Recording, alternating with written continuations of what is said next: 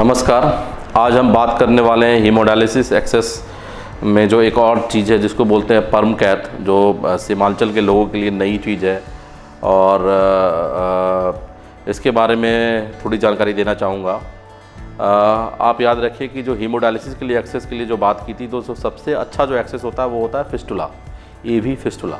लेकिन आप याद रखें, जो एवी फिस्टुला होता है वो फिस्टुला टाइमली बन जाना चाहिए। जब पेशेंट अर्ली स्टेज में, मतलब जो डायलिसिस होने वाला है उसके आप पहले वाले स्टेज में ही बना लें फिस्टुला, तो वो पेशेंट के लिए सबसे अच्छा होता है। लेकिन जो यहाँ पेशेंट आते हैं वो पेशेंट जो है वो एक्यूट स्टेज में पहुँचते हैं, उनके पास ना फिस्टुला होता है और ना ही वो डायलिसिस के बारे में उनके पास एडिक्वेट जानकारी होती है। तो जब वो मेरे पास आते हैं तो देखा गया है कि जो हीमोडायलिसिस एक्सेस उनके लिए एक बहुत बड़ा प्रॉब्लम है।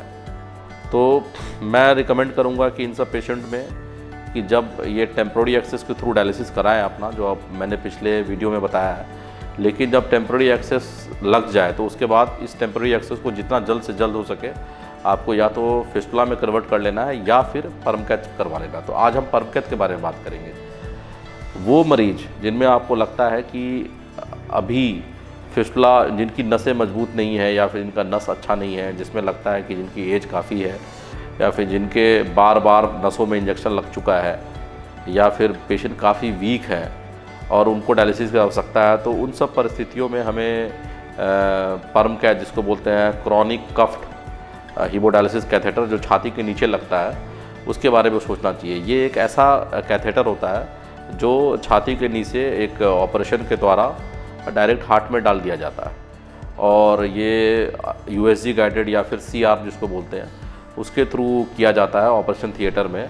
लेकिन इसके साथ फ़ायदा ये है कि ये टेम्प्रोरी एक्सेस जो साधारण 20 से 25 दिन के बाद जिसमें संक्रमण का खतरा काफ़ी बढ़ जाता है, तो परम कैथ में नॉर्मली संक्रमण का खतरा 3 से 4 महीने के बाद होता है। तो आपको जहाँ लगता है कि फिस्टुला का जो मैच्योर होने का टाइम बहुत लंबा है या फिर पेशेंट जो है अभी फिस्टुला बनाने की स्थिति में नहीं है या फिर पेशेंट का फिस्टुला अभी तक बना नहीं है, तो उस परिस्थिति में जहां डायलिसिस की अत्यंत आवश्यकता है, आप पेशेंट को परमा कैथ डाल दें और परमा कैथ डालने से जो है डलवा लें और परमा कैथ डालने से जो है आप नियमित रूप से डायलिसिस अच्छे से करवा सकते हैं। और इसी बीच आप जो है सोच सकते हैं कि इनका फिस्टुला कैसे बने, कहाँ बने। और ये परम कैथ जो है ये अगर आप अच्छे जगह पर डायलिसिस कर रहे हैं और रेगुलर साफ़ सफाई का ख्याल रख रहे हैं तो कभी कभार 6 महीने साल भर भी चल जाता है। तो परम कैथ डालने के जो कॉमन साइट होते हैं वो राइट साइड में छाती में, लेफ्ट साइड में छाती में, और फीमोरल में भी एक परम कैथ डलता है, इसको बोलते हैं फीमोरल परम कैथ, पैर में और पैर में।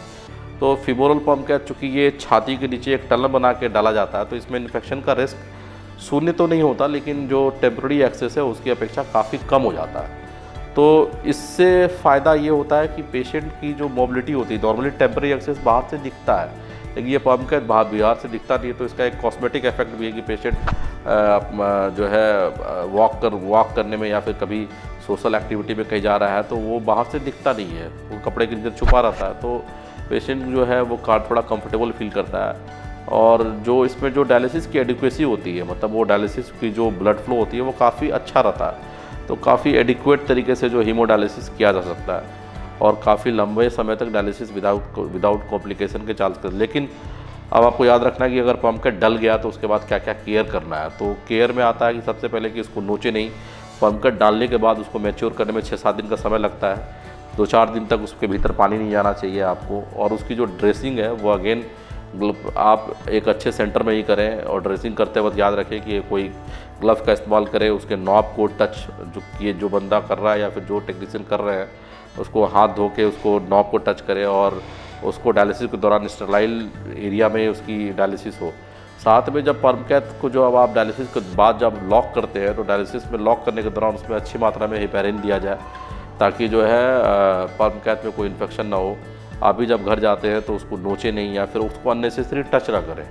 मोस्ट ऑफ द टाइम देखता हूँ कि लोग जो है परम कैथ डालते हैं और 2-3 महीने में जब भी आप डायलिसिस कर रहे हैं कोशिश करें कि डायलाइज़र ट्यूबिंग का इस्तेमाल दोबारा ना हो। डायलिसिस एक बहुत अच्छे और साफ़ सुथरे सेटअप में हो ताकि वो परम कैथ, अगर इन सब चीज़ों का ख्याल रखेंगे तो आपका परम कैथ लंबा चलेगा। ऐसा नहीं है कि डालने के बाद भी आपकी परम कैथ की जो लाइफ है वो पेशेंट की गुणवत्ता और पेशेंट का केयर, साथ में डायलिसिस अटेंडेंट केयर, डॉक्टर की सलाह और पेशेंट का शुगर कंट्रोल, ये सब काफ़ी सब चीज़ों पे डिपेंड करता है। अगर ये सब चीज़ को अगर आप अच्छे से मेंटेन रखें तो कुछ कुछ पम्प सालों सालों चलते हैं और विदाउट किसी बाधा के कारण, विदाउट मतलब अच्छे से आप डायलिसिस ले पाते हैं। तो जो भी मॉरिबंड पेशेंट है उसमें पम्प कैथ एक बहुत अच्छा ऑप्शन है। और आप टैबलेट डलवा लें। पम्प कैथ डलवाने से पहले 2-3 चीज़ों का और ख्याल रखना है कि ये एक प्लान्ड प्रोसीजर है। आप इसको इमरजेंसी में नहीं डलवा सकते। जब पेशेंट की सांस फूल रही है या पेशेंट की ब्लड की मात्रा काफ़ी कमी है, पेशेंट का पोटासियम का लेवल बढ़ा हुआ है, तब पम्प कैथ डालना डॉक्टर के लिए भी बहुत जटिल काम है और पेशेंट के लिए भी काफ़ी रिस्की है। तो जब आप पम्प कैथ डलवा रहे हैं उसके पेशेंट आपका एडिक्वेटली डायलाइज होना चाहिए, हीमोग्लोबिन की मात्रा कम से कम 8 से ऊपर होना चाहिए। पम्प कैथ डालने वाले सेंटर में जो है कम से कम एक छोटा सा आईसीयू बैकअप होना चाहिए और एक अल्ट्रासाउंड मशीन की सुविधा होनी चाहिए जहाँ पे उस पम्प का जो है तरीके से डाला जा सके। ये टोटल का टोटल प्रोसीजर जो है ये लगभग आधे घंटे का है और इसके बाद पेशेंट को हम लोग 4 से 5 घंटे रखते हैं और या तो सेम डे डिस्चार्ज कर देते हैं या फिर अगर कभी ब्लीडिंग हुआ तो अगले 24 घंटे में ऑब्जर्वेशन के साथ रखा जा सकता है। पम्प कैथ के और फायदे ये हैं कि जब आपने डालते के साथ ही आप हीमोडायलिसिस चालू कर सकते हैं। ऐसा नहीं कि फिस्टुला की तरह कि आपने डाला और आपको हीमोडायलिसिस चालू करने के लिए कम से कम 1 से 1.5 महीने का समय चाहिए। धन्यवाद।